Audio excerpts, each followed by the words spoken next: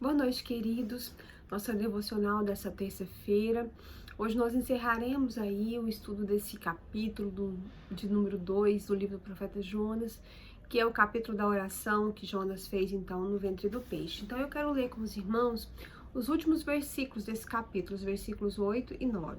Jonas 2, versículos 8 e 9. A palavra do Senhor nos diz assim: os que se entregam à idolatria vã abandonam aquele que lhes é misericordioso. Mas com a voz do agradecimento eu te oferecerei sacrifício. O que votei, pagarei. Ao Senhor pertence a salvação. Amém? Nós vimos, irmãos, que Jonas tentou fugir da presença do Senhor. E com isso, ele entrou num caminho descendente, a vida dele só foi então piorando e só foi se complicando. Jonas pega aquele navio para Tarsis e de repente ele desce pro porão e de repente começa aquela tempestade, ele é atirado no mar, engolido por aquele peixe. Mas nós vimos também que tudo isso fazia parte de um propósito de Deus para a vida de Jonas.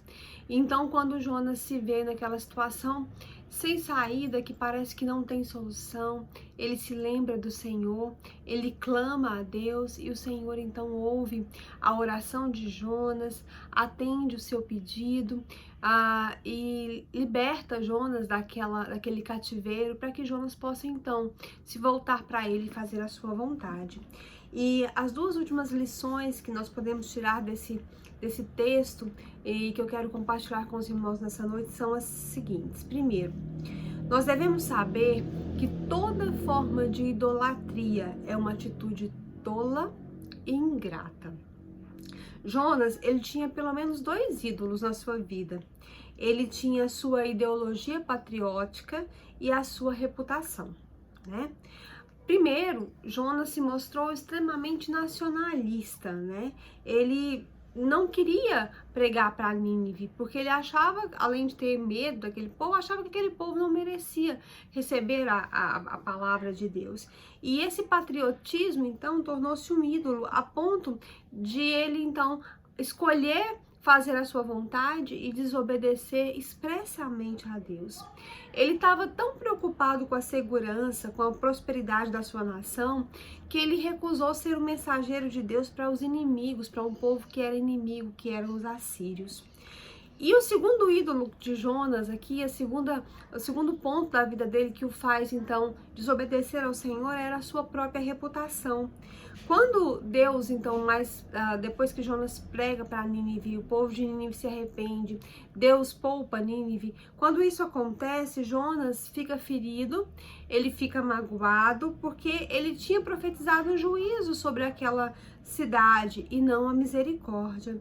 Mas com o arrependimento dos ninivitas, o castigo foi suspenso, a misericórdia foi oferecida, mas Jonas ele estava mais preocupado com a sua reputação do que com a glória de Deus e do que com a salvação daquele povo. Mas quando o Senhor então chama a atenção de Jonas para esse fato, e Jonas então recupera a sua lucidez espiritual, ele compreende a loucura, a inutilidade da desobediência a Deus. Quando nós nos entregamos, irmãos, à idolatria, e a idolatria acontece de várias formas na nossa vida. Às vezes nós idolatramos aquilo que temos, né? Às vezes os nossos bens, o nosso dinheiro se torna mais importante do que o Senhor Deus na nossa vida. Às vezes nós idolatramos o que nós pensamos, né, as nossas ideias, os nossos conceitos, e aquilo se torna então mais importante do que o que a palavra de Deus nos diz. Às vezes nós idolatramos as pessoas que estão conosco, que vivem conosco, nosso marido, nosso filho, de uma forma que ele é mais importante para nós do que Deus. Às vezes nós idolatramos nosso trabalho, às vezes nossa própria pessoa, nossa reputação, aquilo que nós achamos que somos, e nós então desconsideramos a vontade de Deus para nós e passamos a fazer a nossa. Todas as vezes que nós trocamos o Senhor por alguma coisa, nós estamos sendo idólatras, porque estamos dando o primeiro lugar, a primazia, àquela coisa e não ao Senhor. né? Às vezes nós idolatramos o nosso próprio pensamento a respeito de algo, como Jonas fez aqui nessa situação. Então, quando nós nos entregamos à idolatria e abandonamos a Deus, nós estamos cometendo um pecado contra o Senhor Deus. As duas coisas, a idolatria e a devoção ao Senhor, elas não podem coexistir. Não existe como você servir a Deus e a mais alguma outra coisa. A Bíblia é muito clara sobre isso. Ninguém serve a dois senhores, ou ama um e abandona o outro, ou vice-versa. E o fato é que Deus espera de nós o primeiro lugar nas nossas vidas, né? Só há um trono no nosso viver e Ele então reivindica esse trono, esse primeiro lugar. A idolatria é um ato tolo da nossa parte, de consumada tolice, porque ela é vã. A idolatria leva o homem a confiar numa coisa que não pode salvá-lo, que não pode ajudá-lo. Tem um pensador que se chama Desmond Alexander e ele diz que aqueles que adoram ídolos, eles vão descobrir numa hora de dificuldade que esses deuses a quem eles adoram são na realidade totalmente impotentes. A idolatria ela é um ato de cegueira física, né, e espiritual, de cegueira intelectual. O idólatra torna-se uma pessoa embotada intelectualmente, entorpecida espiritualmente. O ídolo é aquilo que na nossa vida é muito importante, mas ele tem boca e não fala, ele tem olhos e não vê, ele tem pés e não anda, ele tem mãos e não apalpa, e assim são aqueles que o adoram, tornam-se obtusos e cegos. A confiança em qualquer tipo de ídolo, irmãos, é vã, é inútil. Se você confia muito no seu trabalho, tenha cuidado.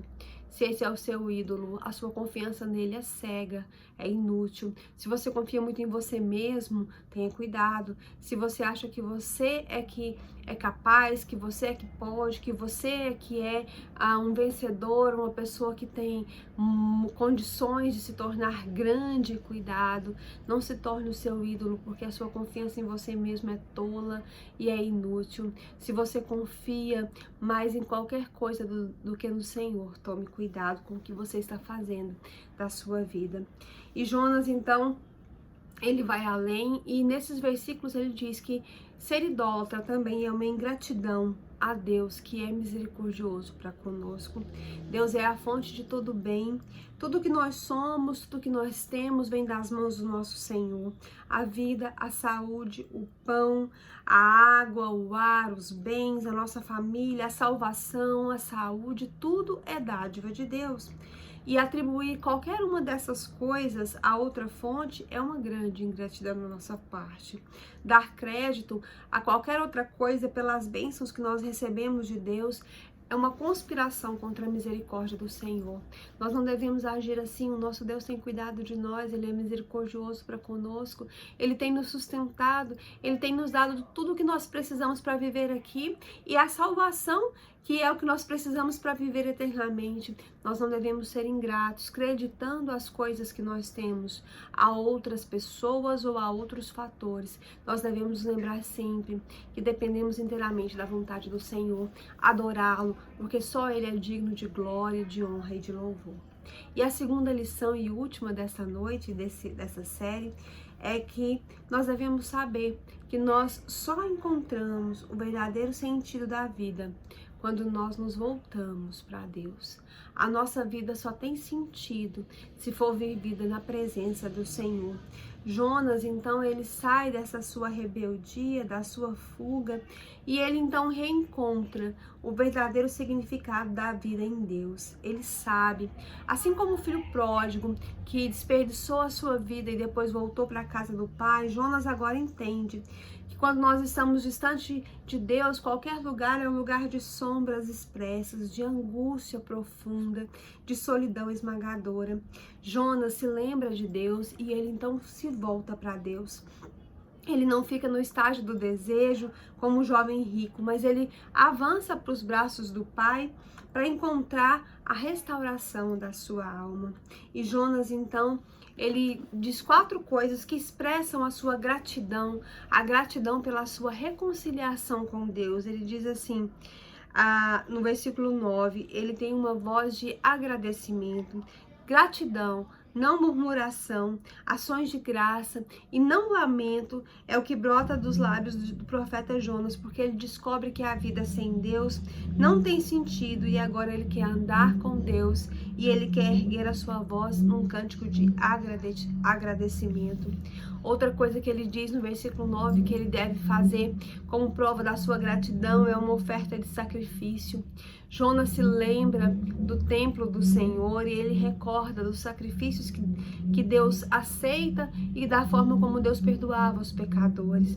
E ele então diz que ele oferecerá sacrifícios ao Senhor e pagará os seus votos. Jonas não quer mais quebrar sua palavra. Ele tinha sido chamado por Deus para pregar e ele quebrou esse voto, mas agora ele está pronto para fazer a vontade de Deus. E ele então, por último, reconhece a salvação divina. Jonas compreende que a salvação pertence ao Senhor. Essa expressão é o tema do livro de Jonas e é a mais importante mensagem do livro de Jonas. A salvação pertence ao Senhor. Deus administra a salvação como Ele deseja, como bem lhe apraz. Ele pode salvar os judeus, Ele pode salvar os gentios, Ele pode salvar os nossos aliados, Ele pode salvar também os nossos inimigos. Ele pode salvar quando nós pregamos de bom grado e Ele pode salvar quando nós pregamos a contragosto.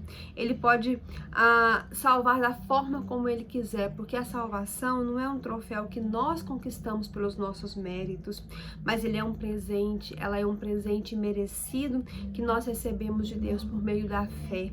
A salvação não é o resultado daquilo que nós fazemos para Deus, mas o que Deus fez para nós. E a salvação não é uma obra humana, ela é uma obra divina. E Jonas, ele sabia então que ele não podia salvar a si mesmo. Ele estava ali condenado à morte, sepultado vivo no ventre de um peixe, mas Deus o salvou de uma forma milagrosa, tirou da morte para a vida. Assim também é nossa salvação ainda hoje. O nosso Deus é o Deus da salvação, é o Deus da restauração. Por isso você não deve pensar duas vezes. Mesmo em meio a um desespero, mesmo em meio a situações conflitantes, os perigos da vida, recorra ao Senhor. Volte-se para Ele sinceramente, porque quando nós nos achegamos a Deus com o nosso coração contrito e quebrantado, Ele nos ouve e nos salva. Que você possa entender que a vida só tem sentido se for vivida para o Senhor, se for vivida na presença do Senhor. Fora disso, qualquer tipo de vida não tem proveito. Se você está se prendendo aos seus próprios valores, vivendo para você, idolatrando qualquer outra coisa que não é o Deus verdadeiro, você então está perdendo o seu tempo e você está então cavando para si mesmo um abismo. Não faça isso, volte-se para o Senhor, arrependa-se, entenda que a sua vida só tem sentido se for vivida na presença do Senhor. Amém? Vamos orar nesse instante pelos nossos pedidos, pelas nossas vidas. Nessa noite quero acrescentar aos nossos pedidos a vida da família do pastor Sérgio Vaz. Ele está com Covid, vamos orar por ele, pela sua família. Vamos orar também pelo Kerley, filho do pastor Paulo Silas, para que o Senhor esteja abençoando a sua vida, e pelo Ezequiel, filho da pastora Luciana. Vamos orar também pela irmã Miriam Genu e sua família. Vamos orar nessa noite, vamos nos colocar na presença do nosso Deus. Vamos orar.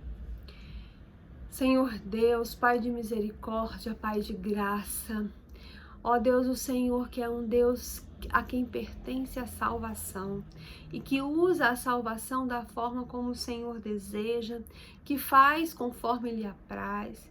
O Senhor que é um Deus, ó Deus, que merece toda a glória, toda a honra e todo o louvor, porque tudo isso te pertence. Ó Deus, o Senhor que é o Deus que é digno, porque o Senhor criou todas as coisas e todas as coisas vieram a existir por meio do Senhor. Ó Deus, o Senhor que é grande, que é poderoso, que é majestoso, o Senhor que domina e governa todas as coisas. Senhor, olha para nós nesse instante. Nós entramos aqui na Tua presença, te clamando por misericórdia. Ó Deus, nos ajuda abandonar o nosso pecado, os nossos ídolos. Ó Deus, nos ajuda a deixar de lado tudo aquilo que nós falsamente achamos que nos traz segurança e conforto e nos ajuda a confiar somente no Senhor, a depender exclusivamente do Senhor. Ó Deus, que possamos entender que qualquer forma de idolatria que possa haver na nossa vida é loucura, é ingratidão contra o Senhor. Nos ajuda a entender que a nossa vida só tem sentido quando nós vivemos olhando para o Senhor, vivemos na Tua presença, quando o Senhor é nosso companheiro de caminhada. Senhor, nos ajuda nessa noite. Toca naqueles corações que estão longe do Senhor e que precisam voltar para a Tua presença. Ó Deus, aqueles que Te conhecem, mas que se afastaram. Ó Deus, aqueles que ainda não tiveram uma experiência verdadeira com o Senhor. O Senhor pode salvar, o Senhor salva da maneira como o Senhor deseja. E é por isso que nessa noite nós estamos Te clamando por essas vidas. Ó Deus, faz uma obra de restauração, porque o Senhor é o Deus da restauração. Abençoa as famílias da nossa igreja, que os familiares ainda não são crentes, a família da irmã Maria de Fátima, a família do irmão Tim, família da irmã Helenita. Abençoa os esposos, as nossas irmãs. Tem misericórdia dos adolescentes, ó Deus, aqueles que ainda não Te conhecem, aqueles que ainda não tiveram uma experiência com o Senhor, que o Senhor esteja abençoando, aqueles que, ó Deus, às vezes têm se afastado, e aqueles que estão na Tua presença, que o Senhor possa os fortalecer a cada dia, ensinando-os, ó Deus, a andar com o Senhor, a ser bons filhos, a ser prudentes, a ser misericordiosos, a serem, ó Deus, homens e mulheres preparados para fazer a Tua obra segundo o Teu coração. Abençoa cada um desses adolescentes, dessas crianças da igreja. Ó Deus, que eles possam crescer em graça, em sabedoria diante do Senhor. Também Te pedimos, ó Deus, por aquelas famílias que têm enfrentado problemas de relacionamento. Ó Deus, o diabo ataca os nossos lares na intenção de destruí-los, mas nós sabemos que o Senhor é muito maior. Aquele que está em nós é muito maior do que aquele que está no mundo. Aquele que está conosco é muito maior do que aquele que está contra nós. E é por isso, ó Deus, que nós Te pedimos nesse instante pelas nossas famílias. Restaura os nossos casamentos, ó Deus, aqueles que estão com dificuldades conjugais, aqueles, ó Deus, que estão sofrendo, ó Deus, às vezes num casamento com muitos problemas, aqueles que estão se sentindo sozinhos no seu casamento, aqueles que estão, ó Deus, tristes, que o Senhor tenha misericórdia, que o Senhor restaure cada vida, que o Senhor traga paz, que o Senhor traga consolo, que o Senhor traga renovação, sinceridade, ó Deus, que o Senhor restaure o amor dentro de cada lar. Abençoa também, ó Deus, aqueles que estão com problemas com seus filhos. Ó Deus, que nós saibamos educar os nossos filhos na Tua presença e que eles sejam bons filhos. Senhor, eles são Teus. Toma os nossos filhos nas Tuas mãos, usa a vida deles para o louvor da Tua glória. Ó Deus, que os problemas nessa noite possam ser sanados, que aqueles filhos que estão distantes do Senhor possam retornar. Ó Deus, que o Senhor possa trazer cada um. Ó Deus, abençoa a família da Alexandrina. Ó Deus, toca de uma forma muito especial naquela família nesta noite. Abençoa a família da irmã Marli. Tem misericórdia também nesta noite. Abençoa a irmã Áurea, sua mãe, o Paulinho. Ó Deus, que o Senhor tenha misericórdia. Nós Te clamamos, ó Deus, porque cremos no Senhor. Te pedimos também pela família da irmã Wélcia, que o Senhor possa estar dando à sua serva sabedoria, que o Senhor possa dar a ela discernimento, que o Senhor possa ajudá-la nas suas dificuldades, abençoando para que o Rodrigo, o Daniel, ó Deus, sejam moldados segundo o Teu coração e a Tua vontade. Nós Te pedimos também nesta noite, ó Deus, pelos enfermos. Abençoa todos que estão lutando contra o Covid, nos leitos de hospitais, nas suas casas, aqueles que estão com sequelas dessa doença. Tem misericórdia, ó Deus, apressa, ó Deus, o fim dessa pandemia. Nós Te clamamos, Senhor, apressa a eficácia dessa vacina, para que possamos estar livres dessa doença, dessa enfermidade. Continua nos protegendo, abençoa, ó Deus, aqueles que lutam com outras enfermidades. Abençoa o irmão Feliciano, abençoa a irmã Regina, abençoa abençoa minha avó. Ó Deus, também te peço nesta noite que o Senhor abençoe o Kerley, o pastor Sérgio Vaz e sua família, e também o Ezequiel, e cada um que precisa de restauração da sua saúde, que o Senhor tenha misericórdia. Aqueles que estão enlutados também, nós te clamamos, traz consolo. Senhor Jesus, nós colocamos as nossas vidas diante do Senhor, as famílias, ó Deus, e pedimos para que o Senhor então olhe para nós, perdoe os nossos pecados, para que o Senhor nos ajude, ó Deus, a andar nos teus caminhos, a fazer aquilo que é direito diante do Senhor. Senhor Deus, eu quero também te pedir que o Senhor esteja nos conduzindo, ó Deus, em segurança e em graça no restante dessa semana. Abençoa o seu povo no seu trabalho, abençoa, ó Deus, o seu povo que estuda e que está desenvolvendo qualquer atividade. Nós te louvamos, engrandecemos, porque sabemos que só o Senhor é Deus, só o Senhor pode fazer por nós aquilo que nós não podemos. Nós te damos graças pelo teu amor, pela tua misericórdia, pelo sustento diário, ó Deus, pela proteção. Nós te damos graças porque não temos como contar as bênçãos derramadas sobre as nossas vidas. Nós oramos nessa noite no nome de Jesus. Amém. Amém. Que o Senhor te abençoe a sua família. Amanhã, quarta-feira, nosso culto é 19h30. Participe conosco, transmitido ao vivo pelo YouTube. Ao vivo não, transmitido no YouTube e no Facebook. Ele é online. No domingo, nós temos culto presencial às 9 e às 19 horas. Se você não puder participar conosco presencialmente, participe assistindo pelo Facebook ao vivo. Que o Senhor abençoe você e a sua família, em nome de Jesus. Amém.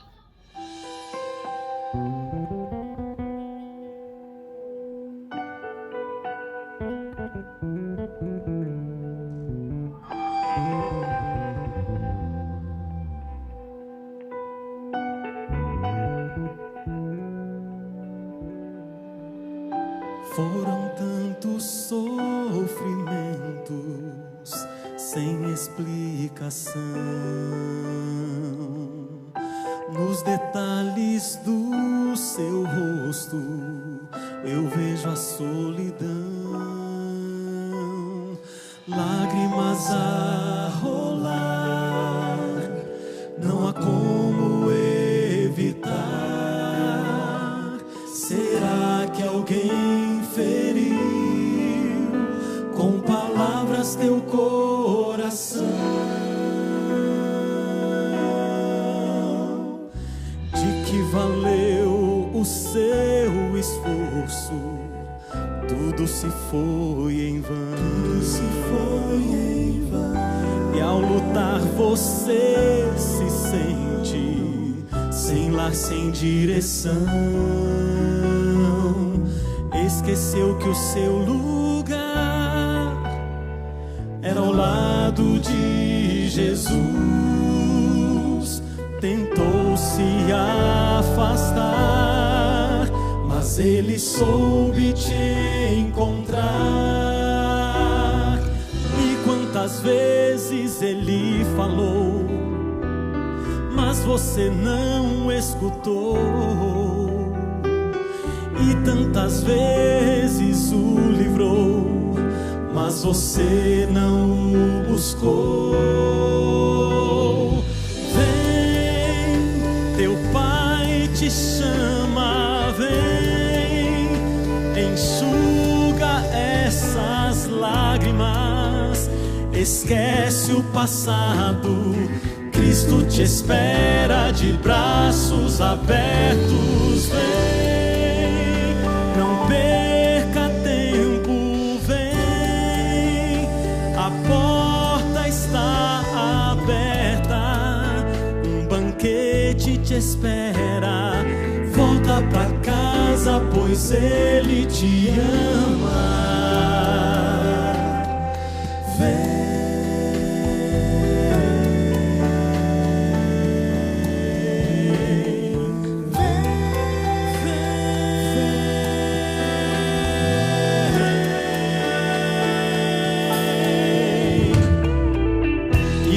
A dor invade a alma, não dá pra suportar.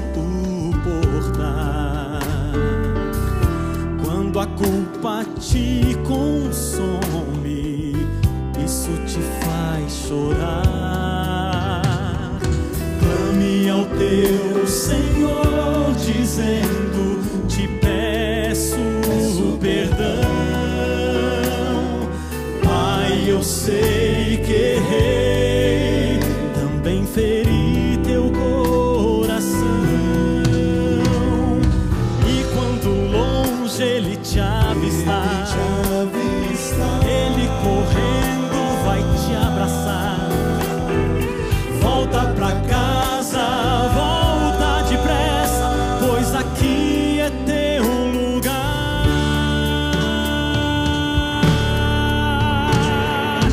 Vem, teu Pai te chama, vem, enxuga essas lágrimas, esquece o passado, Cristo te espera de braços